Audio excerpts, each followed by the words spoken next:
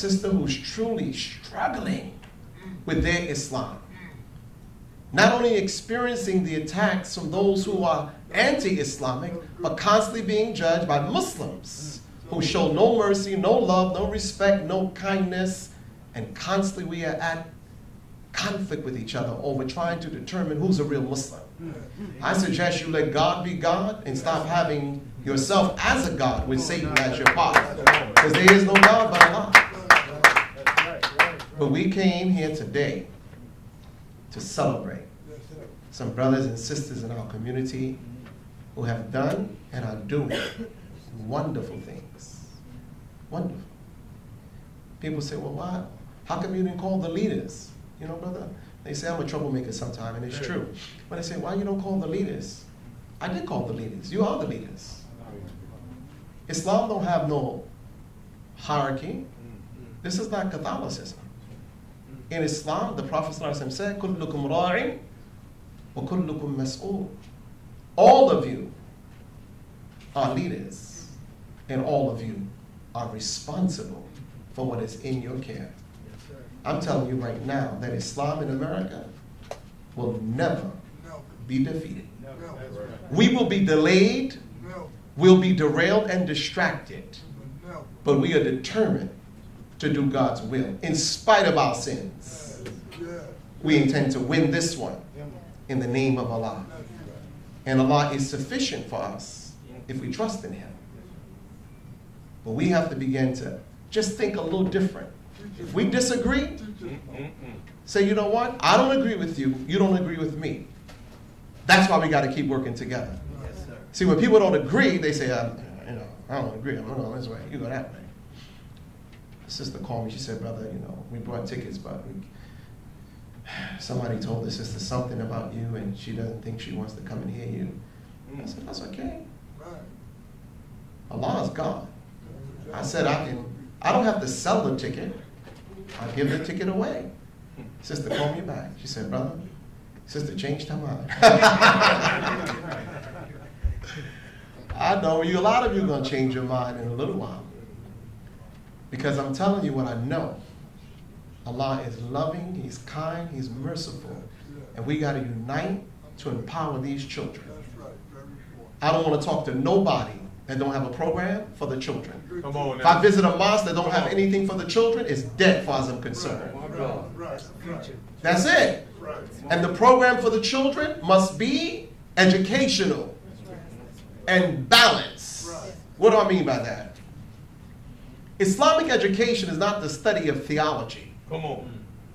That's Christianity. Islamic education is any knowledge that is beneficial to you and to humanity. The Prophet Muhammad said, Allahumma inni as'aluka ilman nafi'an wa rizqan wasi'an wa shifa'an min kulli da'in. Oh Allah, I ask you for knowledge that is beneficial. Now I want you to stop there for a moment. Why would a prophet and a messenger of God be asking for knowledge when he's getting divine revelation? Because revelation is not the totality of God's knowledge. The Quran does not hold the complete knowledge of God. 114 chapters, you think that's all God has to say? The Quran says if the oceans were ink and the trees were pens, they would be exhausted before the word of Allah is completed. Huh? I just want y'all to think, if I never see you again, I want you to know that when you truly know Allah and trust in Allah, there's nothing you cannot do. You can win this one. You can sit down, brother, if you want to. But I want to tell you this quickly as we get into the program. Is that when the Prophet said, oh Allah, I ask you for knowledge, I said, wait a minute. He's getting divine revelation. You know, sometimes, brothers and sisters, you can have the book and misunderstand the book. You ever heard of a misdiagnosis? When the doctors say, hey, I did everything I knew, but I'm getting sued for malpractice because there was a mistake. That's what happens today with religion. There's a lot of mistakes being made with good intentions. We are more obsessed with external appearance than the character of the person. So if I really want it, I'm just telling y'all straight up, this Ramadan. If I wanted, I could fool so many Muslims. Because they're easy to fool. Right. All they got to do is act and dress a certain way and speak that Arabic. كيف حالكم طيب الله يحفظكم إن شاء الله قال صلى الله تعالى عليه وسلم في حديث القدسي ولقد قال تعالى, and they'll be like, oh, Brother Abdul, Malik, the brother's knowledgeable, he's so religious, and then I go home and don't even pray. Oh my God. There are a lot of people that look like what you think Muslims look like. I don't know what a Muslim looks like. The Quran says, خَيْرُ اللِّبَاسِ لِبَاسُ التَّقْوَى, that the best dress code of the Muslim is one of righteousness. It doesn't mean we don't have a dress code of modesty. We do. But don't let people fool you by how they look. Because Shaitan came to Abu Hurairah as a poor man and fooled him 3 times. The Prophet gave him the responsibility to oversee the charity of Ramadan, the food. And Shaitan came as a poor man. He says, just give me something. And you know, you move with emotions in the absence of intelligence. There's a great book by Danielle Coleman called Emotional Intelligence. And when you master that book, you'll tell your feelings how to feel. Because your feelings listen to you. When you wake up talking about, hungry this Ramadan, this day gonna be hard. Yeah, you're making it harder for yourself. Because that's what you're telling yourself. Your mind is neutral. It will believe what you feed it. And your body will follow your mind. What you think is what you will do. So that a man who came to the Prophet, to Abu Hurairah 3 times, the Prophet told him something. After the 2nd time, he said he's coming again. Because when he came, sometimes, brothers, you can he wanted to hold him so the Prophet could see him. But he told Abu Hurairah, I won't come back. I will let him go. Then he came back again. On the 3rd time, Abu Hurairah said, no, I'm going to hold you. Because the Prophet prophesies. He told Abu Hurairah something. He said, I'll teach you something that will protect you from the devil. Look at the devil teaching you. The devil is teaching divine revelation. Ayatul Kursi. He said, recite this, and Shaitan will have no power over you. So he let him go. He tricked him. When the Prophet asked him, where's your prisoner? He said, Ya Rasulullah, I let him go. Because he said he would teach me something that would protect me from Shaitan.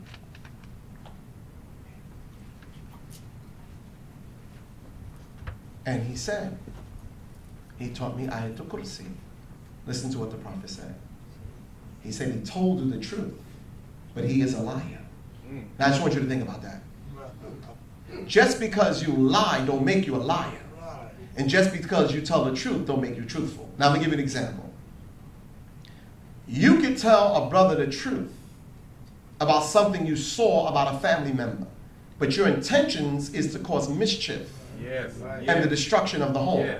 So you are telling the truth, but you're a liar because your intentions are corrupted. And if we can get something out of the majesty of Ramadan, it should be to understand the power of the purity of intentions. The Prophet ﷺ said, إِنَّمَا الْأَعْمَالُ بِالنِّيَّاتِ وَإِنَّمَا لِكُلِّ إِمْرٍ مَا نَوَى. He said every act has an intention behind it. Every action has an intention. And he says, you shall reap according to your intentions. Some people say, I don't know why I did that. You do. Yes, you do. You say, well, I don't know why I was talking to the sister. Oh, of course you know why. When your wife says, I just want to know why you got that sister on your phone. I don't know how she got my number. You just didn't think you would get caught. Come on. And when you're caught, that's when you feel guilty. And you feel regret. Right? Because now it's no longer a secret. Well, here's the secret to the secret. In life, brothers and sisters, there is no secret. Everything is known. The secret is people keep us in the dark. So as we move on and we start, I just want you to know that in the United Nations community, there are many jobs, many business opportunities, and there are many friends in high places that you must come to know. Because your struggle for justice and liberation and empowerment is not an American phenomenon. We are the voices and the guardians of the light for the world. We don't really know who we are. It's like if you take a little lion, right? What they call him, a cub. If you take a cub and put a chain on his neck at birth, or when he's young, tie him to a tree and beat him, when you take the chain off, he won't even leave. That's right. His mind has been already systematically conditioned to be a captive of his own mind. And that's how many of us are. We're prisoners of our own thinking. Some of us, we think God is going to get us. People done taught you so much that Allah is after you. And sister, that nail polish that was on your toe, you close to the hellfire. I'm just telling you. Your prayers was not accepted. How you know that? A brother told me my prayers wasn't accepted. I said, brother, listen to me. If you can give me God's phone number, I like to call. But until then, I suggest you stand down. Because only Allah knows who's a Muslim. Only Allah knows. But one thing I will say to you, my brothers and sisters, that I know is true, is the power and the beauty of the Quran and Islam. Islam will take you places that you could have never taken yourself. Faith will take you places where knowledge is forbidden to enter. Shaitan got a lot of knowledge. And Shaitan knows there's no God but Allah, right? But Allah still called him a disbeliever. How can he be a disbeliever and he knows there's no God but Allah? Because he creates in the hearts of the people love for disbelief, and he inspires them to be rebellious against Allah subhanahu wa ta'ala. So knowing Islam don't mean nothing if you're not going to practice it. And that's my challenge to the men in America and the Muslim community, is suspend all debates on doctrine and let us make up our minds collectively that we will protect our women and our children by any means necessary. They cannot kill Muslim women and disrespect our daughters in this country. And we just go, we're going to make dua. I'm not making no dua. I got 5 daughters. I want y'all to think about that. Muslim women, brothers, demonstrate more faith in Allah than we do. In spite of all opposition against their presence, they still got on the hijab. They still got on their jilbabs. They still teaching their kids Quran and Sunnah. And while some of us are hiding, the women are saying, here I am. Oh my goodness. That was hard, bro.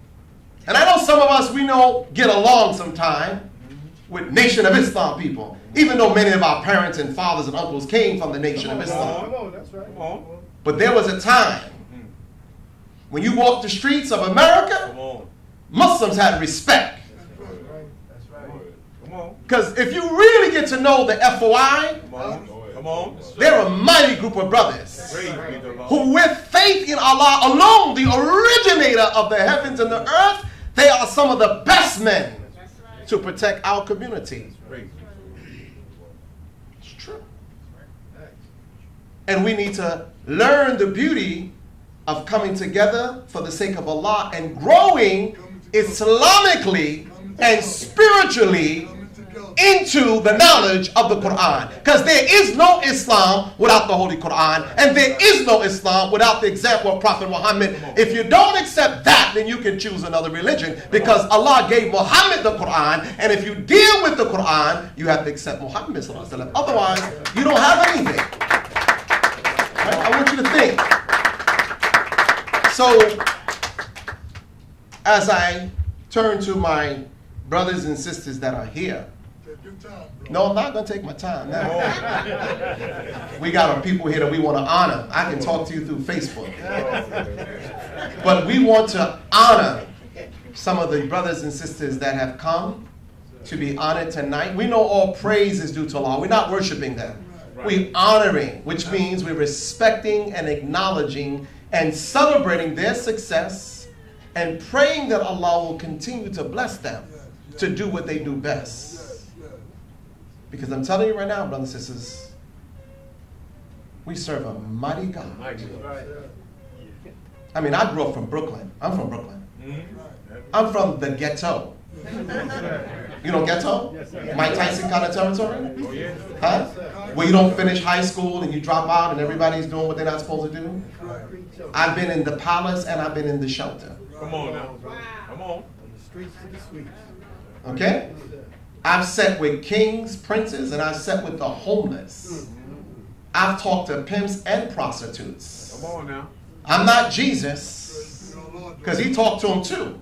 Yes, sir. But there are men and women who know by the grace of Allah that any human being can be transformed into what Allah wants them to be. That's right. And when Allah decides to change your life, I'm going to leave you on this point. When Allah decides that you are the chosen one, guess what? Don't deny the blessing. You know, sometimes when Allah do something for you, you say, Allah, really me? Yes, sir. Me? The sinner? The one that was so far astray? You want me to do what? You want me to be your servant and your representative? You want me to speak? They're going to reject me. Well, if you ever chosen by God to do something great in your life and you're rejected, you should praise Allah more, because that's what happens to all the great men and women. As much as you desire success, there are people that have envy for you. The brothers of Yusuf was envy towards him. Somebody gonna say to me, well, brother, you chose them. How come you didn't? How come so-and-so's name is on there? Because I didn't put it on there. Right, right. That wasn't the spirit. People said, hey, you know, give me that name. Let me look into that. Many people here I don't even know. I know you in spirit. I've seen your works. And I'm here to tell you right now, we're here to celebrate you. We love you, and we're going to work together, inshallah, to make this a yearly event, and we're going to organize something beautiful in the future for our children in this city, in this country, because America, this is our land. We're not foreigners. We're not enemies of the states. I want y'all to know something. In America, as Muslims, you got to claim this. Because if you don't claim it, if your mind is in a foreign territory, you're going to keep thinking you're going someplace else. But once you say this is mine, you scare them. Come on. When I go through TSA, they say, Abdul Malik, you Muslim? Of course, what you think I am? What you think I am? Well, don't get excited. No, you don't get excited. Because we're not afraid of them. We don't seek violence, but we are not afraid of men. Come on now. We serve the God of all men. Yes, sir. And the Quran says, وَمَكَرُوا وَمَكَرُ اللَّهُ وَاللَّهُ خَيْرُ مَاكِرِينَ, that men plot and they plan, but Allah is the best of planners. There are people that was planning that you wouldn't show up. But they don't understand. We do this with no money. Right, right. I have brothers in here right now, last minute, yo, give me $3,000. Dean, I took his credit card yesterday, put $3,000, pay for it. Where's Esau? Esau's out there right now getting dates. Esau came to the conference in Washington, D.C. at the press club. Young brother gave me $3,000. I said, Esau, I got to pay. He said, but you ain't paying me nothing back. I'm telling you what I know. If you work for Allah, Allah going to bless you with people that you don't even think will help you. So, enough of me talking. Inshallah, we want to do two things. We want to give you the awards. We want you to speak and share with us your vision. We will have them give us this microphone downstairs where we will have our dinner. It's already set up for you to eat. You have a ticket. You went to PayPal. I don't want to apologize to you now. If you're a guest, we got you covered.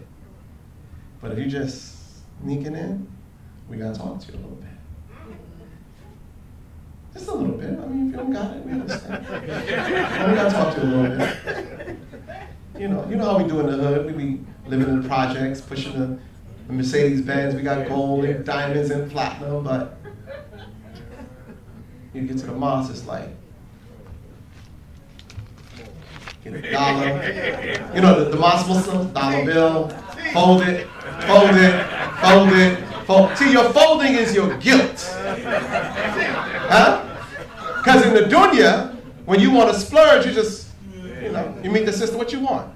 No, we don't do no McDonald's. You want Red Lobster? Where you want to go? Okay, we going out, right? And you splurge. But when it comes to spending in Allah's cause, we get dollars. But it's okay. Greatness is in us. So inshallah, I'm going to ask my brother, Salahuddin. We want to have our sister Aliyah Inshallah. Come here, Aliyah. Aliyah's going to be the first one to open up. Yeah. And my sister here, come. She's going to open up first with the recitation of Al-Fatiha for us. Yeah. I had my eyes on you. I heard you reciting the Quran in New Jersey. I said, that's the sister that's going to recite for us. So would you do Fatiha for us, inshallah? And your opening is the beginning. My talk was just a little, stuff off the top of my head. But you are the official opener for us. Would you recite Al-Fatiha for us, inshallah? Inshallah. Bismillah. Come this way so you don't. Okay, you good? Okay, and after she, then you can say a few words and give you a Assalamu alaikum.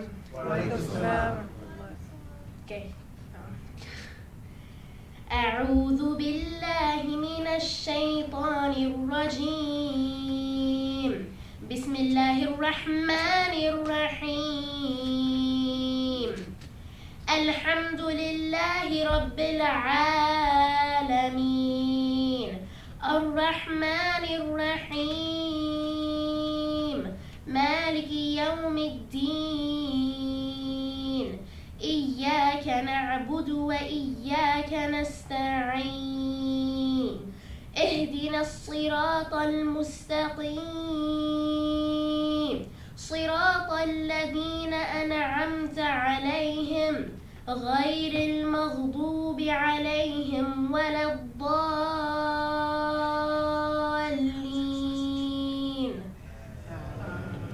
Thank you. What's your name? Asma. Asma. Thank you, my sister. May Allah bless you.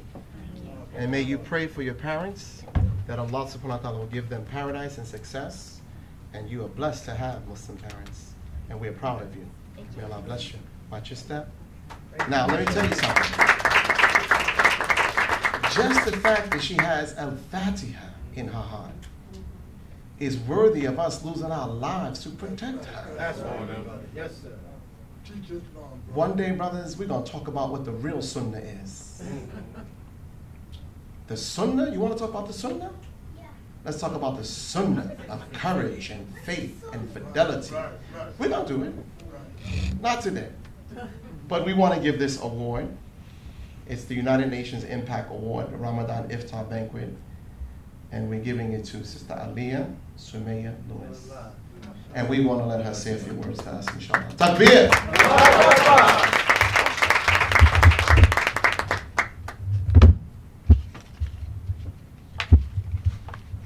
Okay.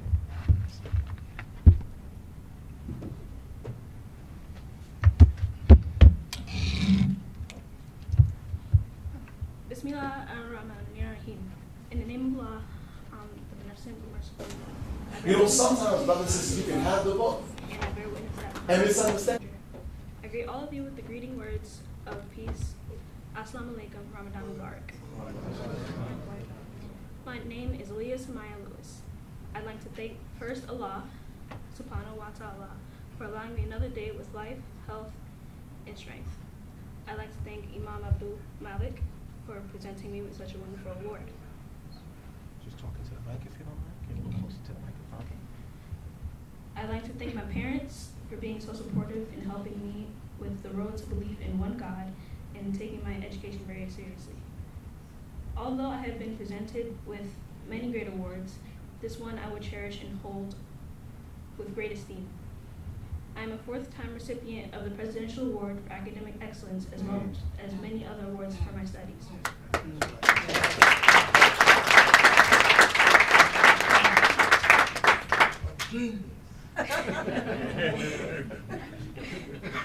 I've been very blessed from the beginning, by Allah's permission, to have graduated valedictorian from kindergarten to being on the honor roll for making the dean's list for my entire academic life thus far. All praises are due to Allah. Recently, I have been given the Summa Cum Laude Award, and again, with all of that I know, I still have so much more to learn and so far to go. I took a moment to look up the word impact and what it means to me. Impact as a verb means to have a strong effect on someone or something. My father and many of my teachers have taught me education comes first above all sport and play. I love to read, I love art, literature, as well as learning about cultures and civilizations. All of this and many more because of the impact that those who have affected me in my everyday life. I I've become very popular in my school, and because of my discipline and my love for education, I've come to impact others. I've learned that not only have I helped to build up others, but we build each other up to reach happiness. I hope and pray by Allah's permission that I will be able to impact the world, and as I have been impacted by those who help us find ourselves, and most of all, God. Already impacted. I would like to thank everyone who's here tonight, and to once again thank Imam, Abdul, Malik, for most of all, everyone who's ever believed in me. Because without you, I wouldn't be where I am today. Thank you once again. I leave you as I came to you with the reading words of peace. Assalamu alaikum warahmatullahi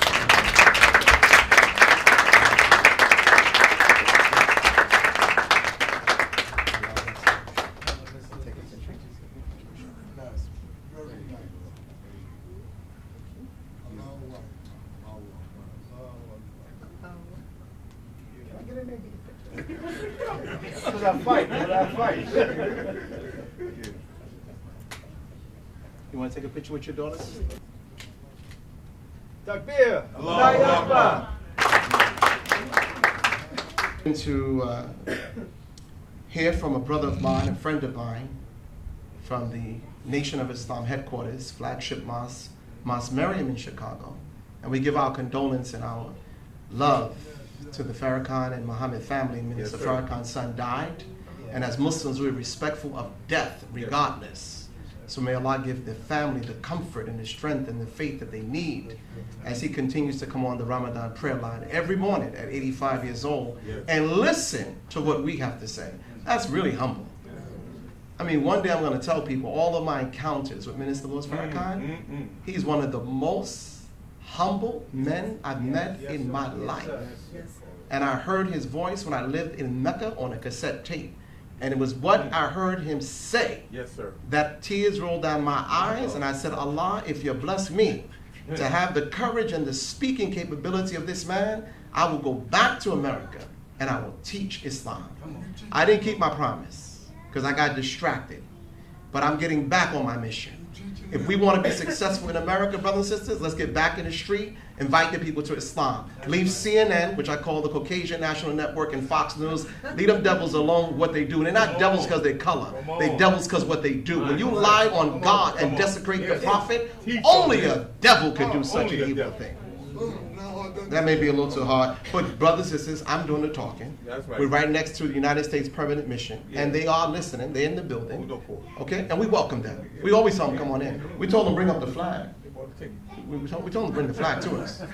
And the UN flag. Bring it up in here. Because this is official business. That's right. Because we are the people of God. Right. We are people of promise and destiny if we only knew Right. what the prophet gave us.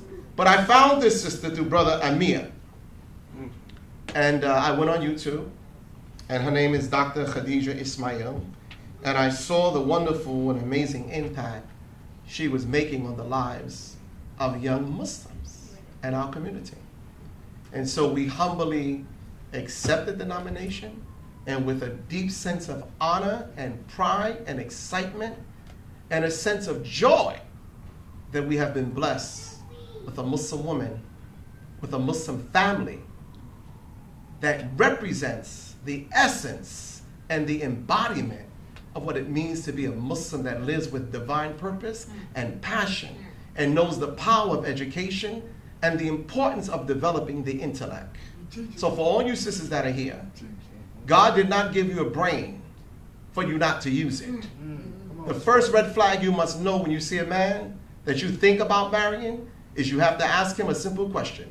What's your view on education and a woman's ability to think and decide for herself?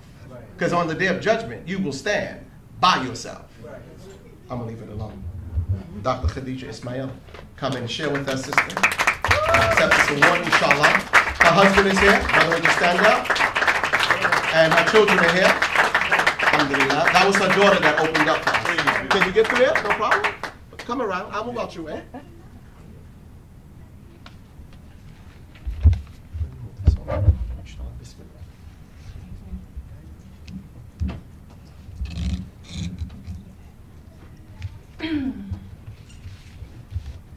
بسم Bismillah, wa salatu wa salamu ala Rasulillah. Assalamu alaikum wa rahmatullahi wa barakatuh. I am Dr. Khadija Ismail, President and Founder of Women of Wellness of New Jersey. I am truly, truly honored and humbled to have been nominated to receive the Women of Impact Award 2018. I want to thank Brother Amir Rashid for this magnificent nomination. I would also like to thank Imam Abdul Malik for organizing this grand event and for all of the good work that he does nationwide. May Allah Ta'ala bless both of you and your families, and may He increase you both in Iman, Taqwa, good health, wealth, and prosperity. Ameen. Women of Wellness of New Jersey's mission is to empower youth, families, and the community through education, advocacy, and community alliances. We selected the name Women of Wellness for twofold. Women have always been invaluable members of every successful nation, and that we stand on the shoulders of giants who were extraordinary role models and led by example. Whether it be Khadija radiallahu anha, who supported this great deen with her wealth, or Aisha radiallahu anha, the great scholar of this deen, or Hafsa radiallahu anha, the preserver and custodian of the Quran, or Harriet Tubman, the great conductor of the Underground Railroad. We have a plethora of examples of great women who have led by example. Our first launch is the STEAM Squared program: science, technology, engineering, art, which includes the Arabic language, math, and medicine. We foster a love of STEM through fun and teamwork, making science and math less intimidating. We introduce the world of medicine and dentistry at an early age and affirm that their dreams and aspirations can be realized. We want to produce a nation of inventors and future leaders in their chosen fields. We inspire, ignite, and cultivate our children's imagination. The vision of STEAM Squared is to increase the number of women and minorities in STEM fields. I graduated 13 years ago from Rutgers Dental School, formerly the University of Medicine and Dentistry in Newark, New Jersey. In my graduating class of 100 students, 6 were African American, 4 women, and 2 men.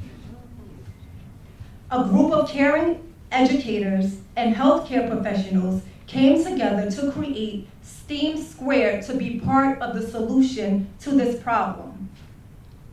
At this time, I would like to thank my backbone, my rock, my right hand, and my precious gems.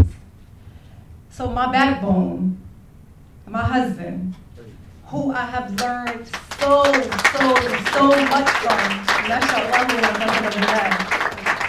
Thank you. It is because of you, truly, through Allah, because of you that I'm here today. MashaAllah.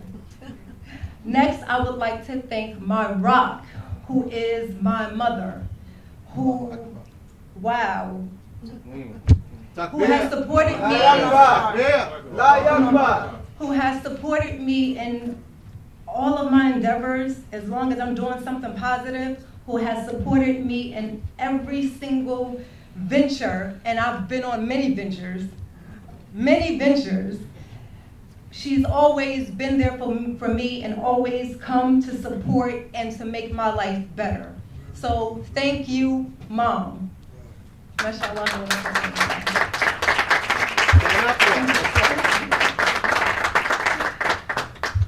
I would like to thank my right hand, who is my brother, who I always can lean on and who always comes through for me, no matter what. Last but not least, I would like to thank my precious jewels, Zaid, my son, Zaid, and Asma, who are my sadaqatul jariyah, and they are my precious diamonds, and they are looking up to me to lead by example, and they are the reason that I know I need to be the change in the world that I want to see. Yes, ma'am. Praise you, Lord. I love you all. I also would like to thank all of my family, all of the community, and all of my Miss Muslima USA fans who have supported me. Thank you again. So please join us in this movement to galvanize a nation of future healthcare professionals, scientists, engineers, inventors, and future leaders. Together, let us all inspire, ignite, and empower tomorrow's leaders today. Jazakallahu khairan. Subhanakallahumma wa bihamdika. Ashhadu an la ilaha illa anta. Astaghfiruka wa atubu ilayk.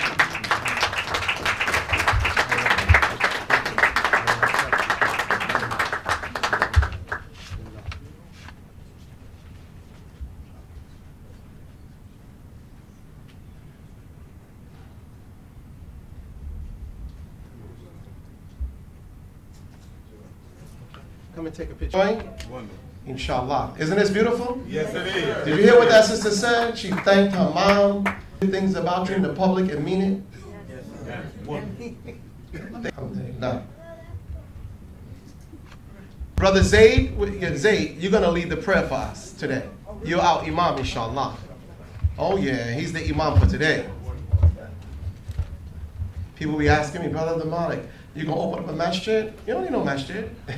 I'll help you open up a university. Yes, We can sir. pray in the basement. Come on now. Yes, We sir. got enough, let me behave myself. Come on now. We just don't need no more storefront masjids. Come on. I want to see you build institutions Yes, sir. that impact the world. There are more than 35 Arab Muslim countries represented in the UN. And there's some 55, African nations. Do you know how many Muslims are represented in that building that never see you, never hear your voice, never know your concerns? Do you know where the idea came from for me to come to the United Nations when I first started? It was a tape that I heard when Brother Malcolm said that one day we have to go to the UN, not for civil rights, but for human rights, and put America on trial. Well, that assignment has not ended. No, sir. We will fulfill his vision. Come on. And that's the power of an idea. It can germinate in your mind. Malcolm was a beautiful brother. And in spite of differences that people may have with him, That's right. at the end of the day, I remember something Minister Farrakhan told me.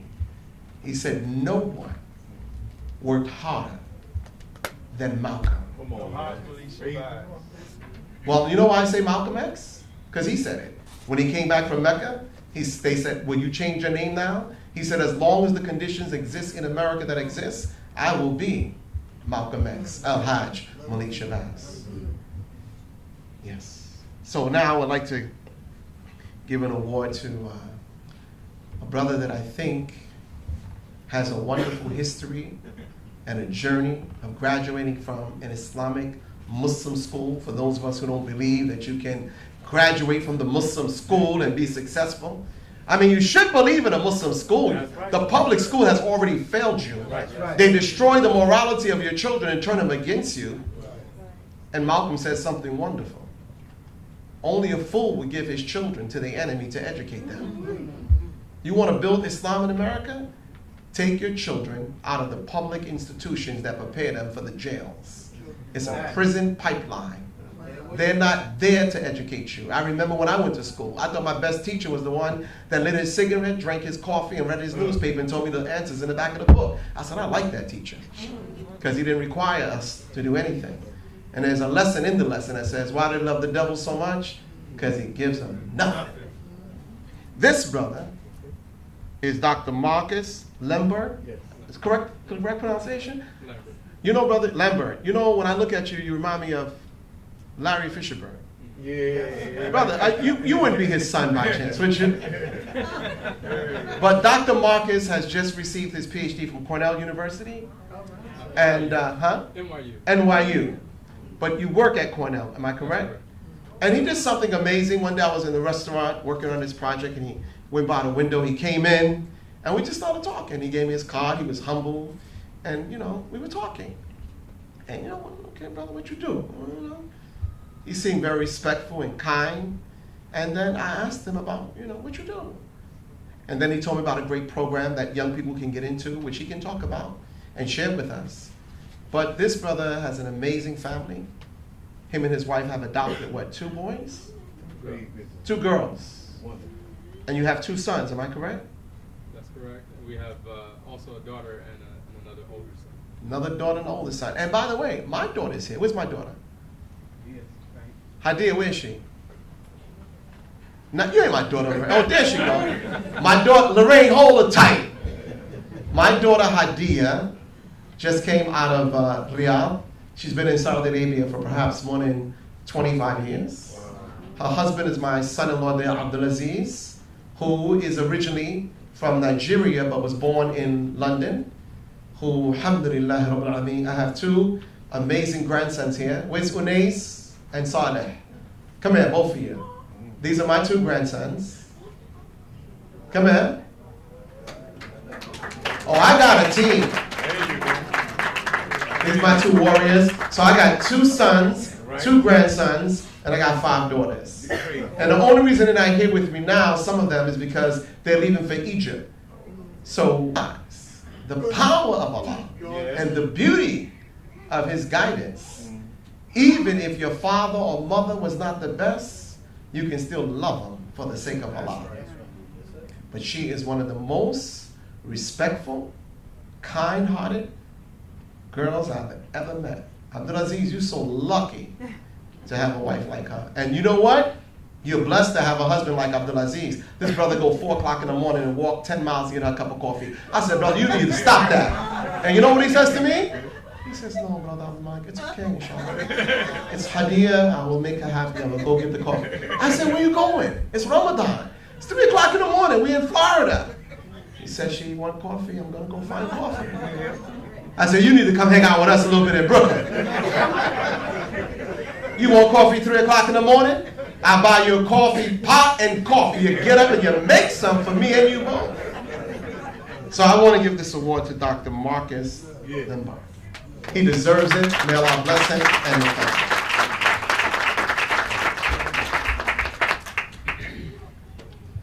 Assalamu alaikum wa rahmatullahi wa barakatuh.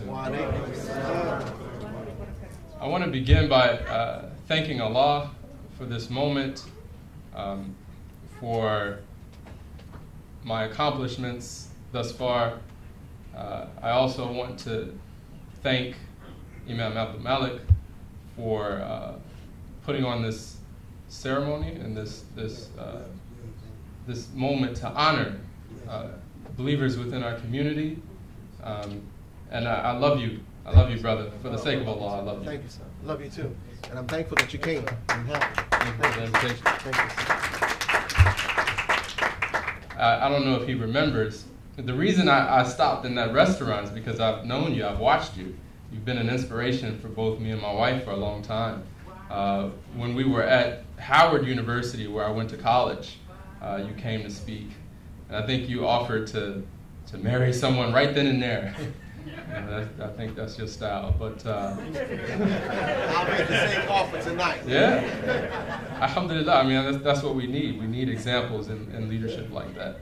So thank you for that. Thank you, sir.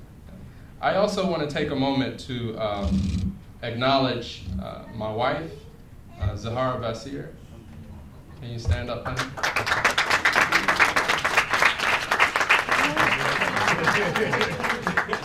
She's a little shy, but she is a force to be reckoned with. I would not. I know for a fact I would not have accomplished what I've accomplished without my wife.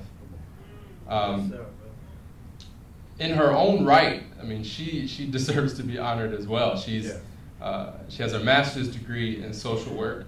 She's a trained forensic social worker. She's a mother of 5. One had passed, and she's fostered just within the last year 3 children. She's a superwoman. But she's also, my backbone. Come on, I mean, you know that saying, behind every strong man, especially a strong black man, Come on now. there's Come a on. strong woman. And that's what this woman is right here. On my way over here, I brought her flowers because this award is really in honor of her and the accomplishments. The Imam mentioned that I have a PhD. I have a PhD in biomedical science from New York University School of Medicine. And I probably wouldn't be at NYU if it wasn't for my wife. When we met at Howard University. I was a senior in college. She was finishing she's actually starting her master's degree at Howard. And we met during Ramadan, actually. And I was a senior in college, so I was focused, but I wasn't focused. I wasn't focused on marriage, right? But she was focused, and she knew exactly what she wanted. And so she made this pot of lasagna, and that got me. That got my attention for iftar. So after she got my attention, then I got focused, and that's what a strong woman will do for you.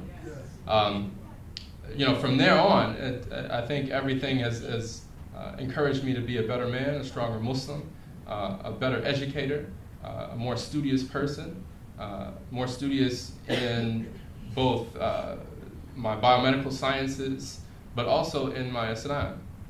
And after we finished college, she transferred to finish her master's at NYU so that I could start my PhD at NYU in New York. And she's made those type of sacrifices ever since I've met her. And then after those 5 years of my PhD, I went on to start at Cornell as a director of diversity and student services.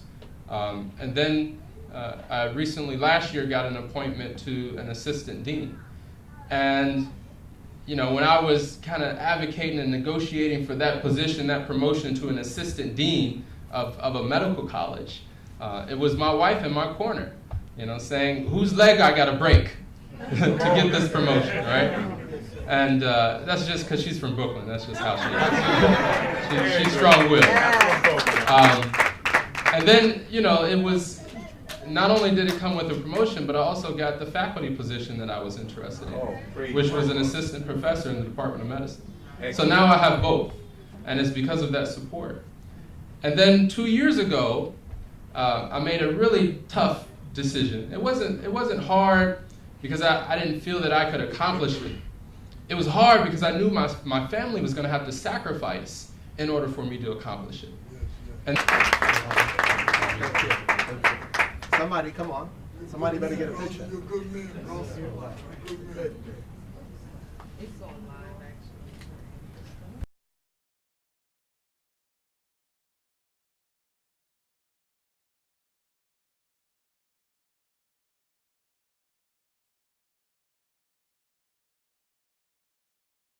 Washington, up from slavery. Do you know how he used to teach people at night? They would be jam-packed 800 deep in a barn, seeking intellectual and physical emancipation. Everything we have, Allah has given to us. And I always tell Muslims this: everything you've ever prayed for, you already have it. When Moses was standing in the presence of Allah, Allah asked Moses a question. وَمَا تِلْكَ بِيَمِينِكَ يَا مُوسَى. He says, Moses, what's in your hand? Now, God is not asking the question because he don't know. He knows what's in Moses' hand. Moses said, it's my staff. I lean on it. I shake the leaves off the tree. And I use it to guide the sheep. Allah said, release it. And it became a living reality. What Moses didn't see was the miracle, because he didn't know. So Allah was showing him that what's in your hand is greater than what you can perceive. And I'm telling you tonight that what's in our hands is greater than what we've ever tried to use for the advancement of our people. All we got to do is come together. That's all. Unity is part of our spiritual discipline to be successful. If we want to impact ourselves in the world, see how this room is right here? If we do this every day, not on Jummah, we should have our masjids like this every single day for teaching, for studying, for business, for social events, to help each other become better human beings as we strive for human excellence. There's no need to come to a masjid just to make prayer and go back outside and do exactly what you was doing before you came to pray. You know, I call something the mental default. I say that after Ramadan, our minds are going to switch right back to what we used to do. Because in order not to go back into mental default, you have to embed in your mind a new program. The mind, brothers and sisters, is a magnificent science. This wonderful sister who, actually I heard about her through Brother Jihad. And she has a wonderful play called Not Without My Hijab. That all of you tonight will buy a ticket. I'm not asking you. Come on now. I'm telling you that you spend money on coffee. Come on. You spend money on pizza. You spend money on TV. You spend money on technology. You spend money on shoes. If a Muslim woman writes a play, Come on. even if you can't physically be there, you sponsor it for it to be successful so that it can be an inspiration to others. No Muslim brother or sister should ever make an effort to do good and we sit back and say, well, let's see how it goes. Which is the norm though. If you ever want to be successful, don't look for a lot of people with you. People will come for the glory, but they're not going to be in your story. Come on now. But that's what God wants. I'm going to say this to you, and then I'm going to introduce the next person. I'm learning something. When God wants to deal with you and bless you, he don't want nobody with you. He'll break up your marriage to put you on a mission. Come on now. Did you hear what I said? If God has a program for you and you stuck on stupid with someone that's dumb, deaf, and blind, and you so in love with darkness, God will break it up. Break it up. You may come back together. Right. But Allah told Abraham, take him to the desert. That's right. Leave him. Now, you know most women would call Abraham some really bad names. You leave a woman in the desert with a baby? What kind of man would do that? A man of God who's following divine instructions. Because when Allah has a plan, it's not going to look normal to you. The birth of Jesus is not normal. How does a woman tell a society that would stone her that I don't conceive and no man has touched me? That's not normal. That's why some Muslims, they have a hard time believing it. Like, wait a minute, do you believe that a woman can have a baby without a man? Well, do you believe that Adam was created from the dust? Man had to originate from someplace. Women had to come from someplace. And the mastery of Allah's creation, you can't even understand. Allah subhanahu wa ta'ala, Ibrahim, he said to Allah, وَإِذْ قَالَ إِبْرَاهِيمُ رَبِّي أَرْنِي كَيْفَ تُحْيِي الْمَوْتَى. Abraham said, oh Allah, how you give life to the dead? How? Allah said to Ibrahim, أَفَلَا تُؤْمِنُ? You don't believe? He said, Bala, I do believe, but that my heart may have tranquility. You know, Allah never explained to Abraham how he gave life to the dead. He just gave him a demonstration. Some things, brothers and sisters, your mind can't comprehend. If I told a child right now the science of geometry and trigonometry and all the facts, he would look at me like, okay, what are you talking about? Right.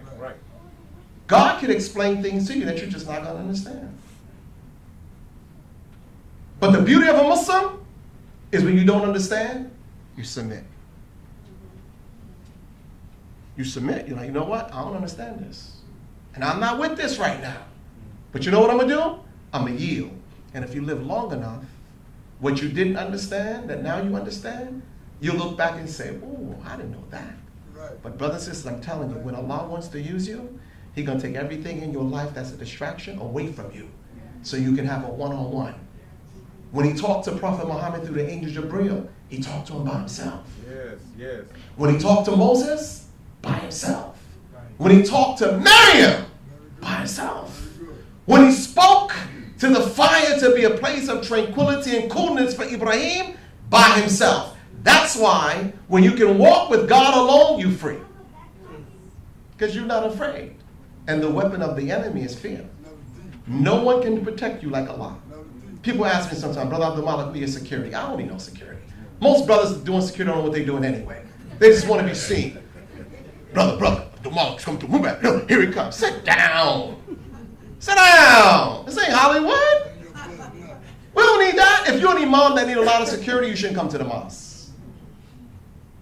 If you're an imam that you have to be protected while people come to pray, that's a masjid you should not attend. Because when we come into the masjid, our focus must be on Allah and not Hollywood. I'm going to be quiet. Sister Halima has a wonderful play. And I'm going to get you today to buy some tickets. Yes, sir. Even if you say, Brother Abdul Malik, I'm not coming, good. Buy the ticket, and we'll give it to someone in your honor. When I called Seattle, Washington, I told them I need $5,000 to help pay for this event. They said, okay. I said, express. One time I got $20,000. Did I take $20,000 from them? Yes. Now, I don't want you to think they just gave it to me. No. They like me to fundraise for them. We raised $1 million, $500,000. But people will only give you what you think you're worth. See, I'm not into spookism. Come on. I don't raise millions of dollars for Muslims and they tell me, brother, inshallah, Allah will bless you. No, brother. When I go home, I have to pay bills. I like nice clothes. I like to buy myself a nice car. I want to travel around the world. The same way you want me to raise money from the people, I want you to bless me. I want you to bless me with that checkbook. Right? Because don't tell me what God can do that God made you to do. And that's what I'll tell you about prayer in Ramadan. Don't make what I call stupid prayers. Don't be asking Allah to do something for you that Allah gave you to do for yourself. Because that's not faith. That's intellectual retardation. When you talk about I'm going out here in 95, God, I know you with me, these trucks won't touch me. Bam! You get to the gates of heaven, the angel asks you what happened. You're like, I close my eyes and I have faith. They say, fool, faith was with your eyes open. Right. Come on. God gave you sight so you could see. Come on now. You gonna close your eyes? God bless me, please. It's like when I meet sisters say, I'm praying that Allah send me a husband. I say, sister, if a man knocks on your door and say he's coming to marry you, you better run and call the police. You don't wait for no husband. You fish for one. You see what the brother said? She made lasagna for him. She chose him. She saw something. She probably said, that's one right there. He ain't no knucklehead. He's not going to be a wild buck. He's disciplined. He like knowledge. He's going to be a responsible man. I see him. He got potential, but he needs some help. Come on. I'm going to help him too. I'm going to help him all the way. Like a fish in the ocean. Bring him all the way home. And I would say to my brother, if I never see you again, don't let nothing come between you and your wife and your children. I mean it. Because people think I'm against polygamy. I'm not against polygamy. I'm just against y'all playing. Because we got the Players Club in the mosque. I'm like, come on, what's up? Inshallah, marry that sister, man. You know what I'm saying? We got to get married, inshallah. You get married at Isha, you divorce at Fajr. You wasn't trying to get married. You was trying to have what you call halal sex. But it's not halal sex because your intentions is corrupt. Come on, brother. You think you're making it lawful for the nights. No, you're not. So, Sister Halima, we will do our best to make sure that your play on July 14th in Brooklyn at BAM, we're going to help you sell it out. Philadelphia packed it what? 500. I'm telling you right now, if you got to buy the tickets and give them away, buy them and give them away, but fill it up. If you got an attitude about the play, you really should go. If you think the play is haram, you should be in the front seat. If the devil tell you, astaghfirullah, Muslim women doing plays, that's haram. The Prophet never did plays. You better read the Quran. The Quran says this is a book of stories. You know what influences America in the world more than anything? Plays. It's all a movie in your mind. 9/11 has become a movie. Muslims did it. Get the Muslims. Oh my God. Now you got Muslims saying, Assalamu alaikum. Anyway, Sister Halima, come on and accept this award.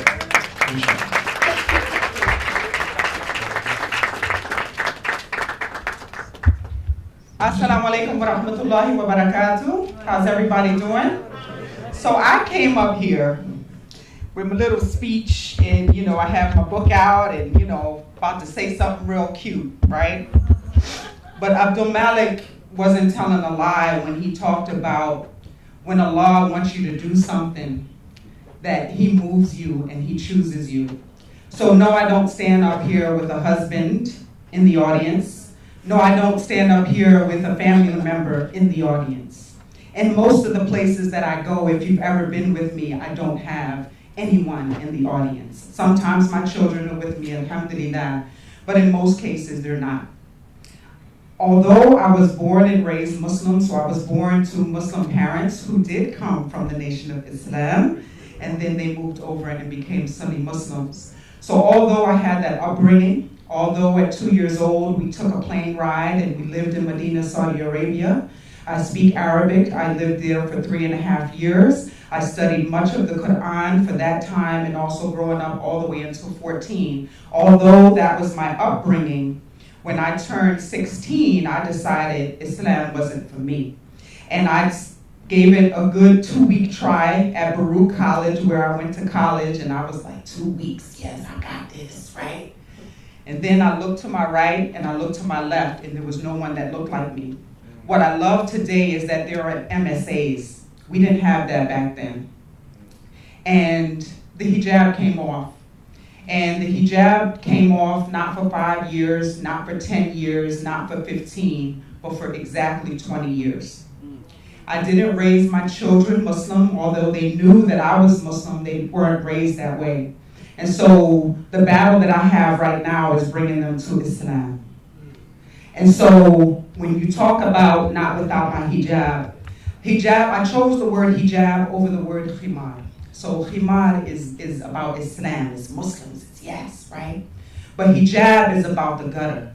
Hijab is about everything that I went through in that 20 years. Although I had all of those things, I didn't have a heart. Honestly. I could see a bum in the street and I would never help them. I could see a fellow Muslim and I would almost tilt my head because I didn't have enough clothes on to even make a hijab. Think about it. And so when Brother Abdul Malik, when you talk about hijab and you talk about, supporting this play, you're not necessarily supporting me and supporting my endeavor. You're actually taking away the power of this country. And you're taking away the power of the shaitan, and you're taking away the power of fear. Because the reason why I removed my hijab all those years ago is because I wanted to fit in.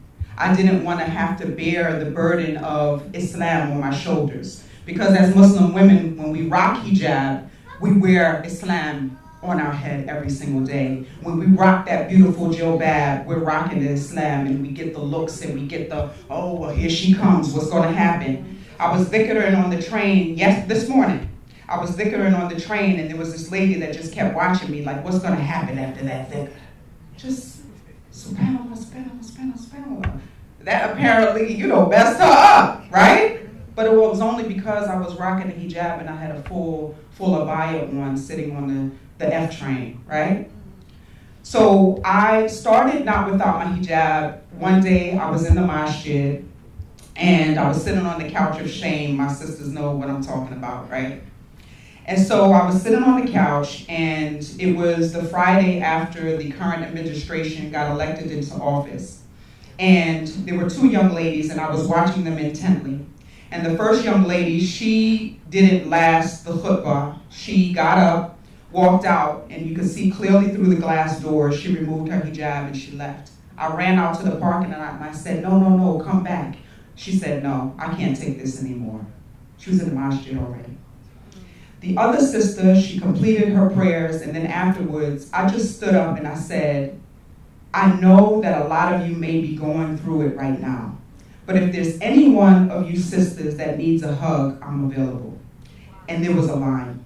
There were a line of sisters that needed a hug, and I knew in that moment that there was something that I had to do about it, and that I had to empower my fellow Muslim sisters, women, and the girls that were coming up behind them. And so, not without my hijab, I chose the word my versus not without your hijab, because I'm not trying to attack you. What I'm hoping and what I'm praying for is that you yourself, in yourself, you say every single day, I'm going out this door and I'm going to be fly, but not without my hijab. Hijab means covering. It's God's covering over you. Whether you're Muslim or not, we all wear a covering. And so I'm just going to read this small excerpt, and then I'm going to take us on out of here, because am I standing in between us and food? We got the discipline. Alhamdulillah. So the beginning of my book talks about a trip that I wanted to take. So I turned 40 in November last year, and I wanted to take this trip to Italy, and that was going to be my gift to myself, but Allah had a different plan for me. And the more that I was like, okay, I'm going to buy this trip, something always happened. Something always happened. It wasn't that I didn't have the money, just something happened where I had to be somewhere or something like that. And now I've settled into, I will get to Italy one day, but not right now. I have a mission that I have to do for these girls and for women like me. And so that's the beginning of the story, and so I'll continue from there. It says, God, Allah, has led me down a road that is just as wild and adventurous and unpredictable as winding down that bumpy cobblestone street in some faraway place will be for me. He knows me better. He knew that trip would have been a distraction from doing the internal work necessary to get this book written the way it needed to be written and to take hold of my life. This book is a compilation of my personal stories or experiences with religion throughout my 39 plus years on this planet, and an affirmation that the next 40 will be devoted to God and the life plan He has destined for me. My undying prayer is to give hope to the girl, or now woman, reading this book that has experienced a broken heart in childhood, people falling off shelves and shattering, people that never came to the rescue, and being the girl with no real hope of escaping the shackles of her past. This is my tribute to her, my promise that through patience and prayer, you will be free. Summon the most amazing force in the universe, Esh-Shafi, the healer, El-Mu'id, the restorer, and Er-Razak, the bestower of sustenance. Just 3 of Allah's 99 most beautiful names. And so it would be nice for each of you to buy 1 ticket to this play. No. We filled up 500 seats in Philadelphia in March. 500 seats we filled up, alhamdulillah, through sponsorships and through people buying tickets. New York is home, though. Brooklyn, to be exact. As a matter of fact, I used to live on 4093 Atlantic Avenue, which is right down the block from the Brooklyn Academy of Music, and right across the street from Masjid Farouk. So I used to attend Masjid Farouk as a kid. I chose the location on purpose. It's a coming home, and 250 youth I want to be in those seats. We've so far been able to sponsor 65 of those seats. We got a little bit more to go, so my goal is to do that tonight, inshallah. So that's what I'm asking. And this is not gonna stop. We already have an ask from Texas, and we're headed to Detroit. So if you look at all the cities where we've been, they're densely populated with who? Muslims. It's on purpose. So I thank you so much for your time, and I pray that you can support my efforts and any of the efforts of the people that are standing up here. Just like you said, Brother Abdul Malik, we own this city, we own this country. And the conviction that I have is that I too have experienced Allah's mercy and Allah's grace. And that is the driving force behind me. And so if I have Allah behind me and before me, there is no stopping me. Assalamu alaikum wa rahmatullahi wa barakatuh.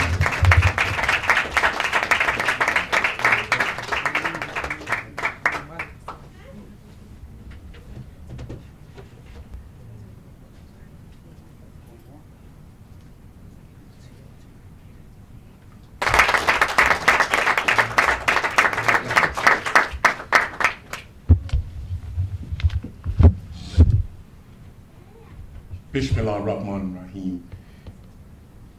In the name of Allah, the Beneficent, the Merciful, I bear witness there's no God but Allah, and Muhammad is the messenger. I'm standing before you today here because I thank Allah for thinking enough of us here in America, the grandchildren, the great-grandchildren, the ones, the slaves that were here, that he came in the person of Master Farad Muhammad and raised one of among us, the Honorable Elijah Muhammad. I never met the Honorable Elijah Muhammad, nor Master Farad Muhammad, but I thank Allah for his spirit in the person of the Honorable Minister Louis Farrakhan that I've had the occasion to meet, and I've had the occasion to be under these teachings that's given me the inspiration of life. And I understand that we may differ on the fact of thinking of that spirit, but I can tell you that I stand here today as a Muslim and a believer in Allah and a knower of Allah because of these three men. Assalamu alaikum. I'm here, I'm your brother, Brother Paul, and one thing I forgot to tell the brother, he asked me, what do y'all want on that award? And I was shocked to even talk about getting one. And he said, how do you say your name? And one thing I said, well, Paul Muhammad, but I forgot the biggest part of it. I should have said Brother Paul Muhammad. The Honorable Minister Louis Farrakhan has taught us the greatest title that we can have as brothers, F-O-I, in the Nation of Islam, is brother. Brother. I was born in 1955 in Savannah, Georgia. But I have occasion, Islam is mathematics, mathematics is Islam. So I've been searching to find a mathematical rhythm in my life, and the number 13 stays in my life. And I didn't know why. But by the time I was 11 years old, I had lost both parents within 2 weeks and went through a 2-year trial where I was living in Stamford, Connecticut at the period of time, and that's another story. But within that, by the time I turned 13, I was on 146th Street, Broadway in Amsterdam, from living in Stamford and New Canaan, Connecticut. I mean, somebody would have said nigger to me back in the days, I would have looked for one. I was only black in the elementary schools up there in Connecticut and New Canaan where I was at. But what happened to me during that trial and going through this, by the time I was in 1968 in Harlem, I was at a school called Frederick Douglass on 139th Street in Lenox. Then I started to come into seeing culture myself. It was an all-boys school. But people like Langston Hughes had went there. Our brother Rangel had went there. Charles Wayne, the great congressman. And I started getting a cultural education to myself. And there, I started reading. And I started coming to books like Autobiography of Malcolm X. But then I was more leaned to, there was a man at that period of time that had been assassinated, was murdered, Martin Luther King. And I was in the lean of that type of spirit. Remember now, I'm talking about 13, so this is 1968. So a spirit started coming over me then that I just knew was something I wanted to do with my life that would involve me fighting for justice for my people. So I didn't get into the nation then, but I started just feeling a certain way. And during that period of time, I've been blessed to have 5 biological children. 2 of my sons are here right now. And within, again, the number 13, my oldest son, I have a daughter 2 years older than him, but I have an oldest son that was born in 81, 13 years from 1968. And a spirit I had, I was praying for something in my life because I was a loner. So I never had brothers and sisters. I was always the oldest, or wherever I went, staying with aunts and them, I would always be the oldest, and I was just praying to have some contact with myself. And one thing I always said, if I ever had brothers and sisters, I would take this country for the black man. Because in between that, I've done a lot of things I've been blessed with. A lot of things that really have been trials for me, that I've done things that we were happy with, but things I've been grateful for, and I'm always grateful to Allah. So I'm gonna bring it fast forward, dealing with that number 13 again. By 1982, I knew that I was on a mission to look for God. So in 13 years, I found myself in 82 at the Million Man March. But I was invited there by Reverend Dr. Johnny Ray Youngblood and the Eldad Medad in East New York. Now I'm gonna say something to y'all. I was born in Georgia, but I'm straight Brooklyn. I'm out of East New York. We don't talk, East New York. And I put a lot of work in there for the devil, so I know how to do a lot of work for God. So, not gonna brag about it, ain't writing no rap song because the statute of limitations is not on all things. So we just gonna bring it right on home here. So by 95, I found myself at the Million Man March, and I said, yes.